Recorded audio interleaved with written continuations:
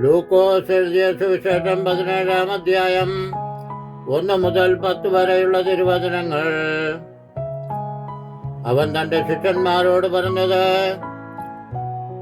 ഇടർച്ചകൾ വരാതിരിക്കുന്നത് അസാധ്യം, എങ്കിലും അവ വരുത്തുന്നവനെ അയ്യോ കഷ്ടം. അവൻ ഈ ചെറിയവരിൽ ഒരുത്തനെ ഇടർച്ച വരുത്തുന്നതിനേക്കാൾ ഒരു തിരികല്ല് അവന്റെ കഴുത്തിൽ കെട്ടി അവനെ കടലിൽ എറിഞ്ഞു കളയുന്നത് അവന് നന്ന്.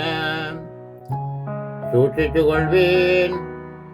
സഹോദരൻ പിഴച്ചാൽ അവനെ ശാസിക്കാം, അവൻ മാനസാന്തരപ്പെട്ടാൽ അവനോട് ക്ഷമിക്കാം.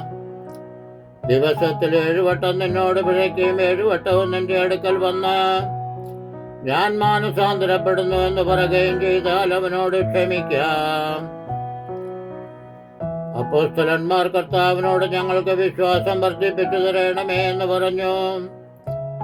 അതിന് കർത്താവ് പറഞ്ഞത്, നിങ്ങൾക്ക് കടുകുമണിയോളം വിശ്വാസമുണ്ടെങ്കിൽ ഈ കാട്ടത്തിയോട് വേരോടെ പറഞ്ഞ് കടലിൽ നട്ടുപോക എന്ന് പറഞ്ഞാൽ അത് നിങ്ങളെ അനുസരിക്കും.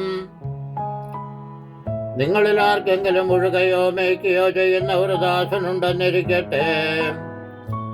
അവൻ വയലിൽ നിന്ന് വരുമ്പോൾ നീ ക്ഷണത്തിൽ വന്ന് ഊണിനിരിക്ക എന്ന് അവനോട് പറയുമോ? അല്ല, എനിക്ക് അത്താഴം ഒരുക്കുക, ഞാൻ തിന്നു കുടിച്ച് തീരുവോളം അരകെട്ടി എനിക്ക് ശുശ്രൂഷ ചെയ്യുക, പിന്നെ നീയും തിന്നു കുടിച്ചുകൊള്ളുക എന്ന് പറയുകയില്ലയോ? തന്നോട് കൽപ്പിച്ചത് ദാസൻ ചെയ്തത് കൊണ്ട് അവന് നന്ദി പറയുമോ? അവണ്ണം നിങ്ങളോട് കൽപ്പിച്ചതൊക്കെയും ചെയ്ത ശേഷം ഞങ്ങൾ പ്രയോജനമില്ലാത്ത ദാസന്മാർ, ചെയ്യേണ്ടതേ ചെയ്തിട്ടുള്ളൂ എന്ന് നിങ്ങളും പറവീൻ. ബാരക്കുമോർ.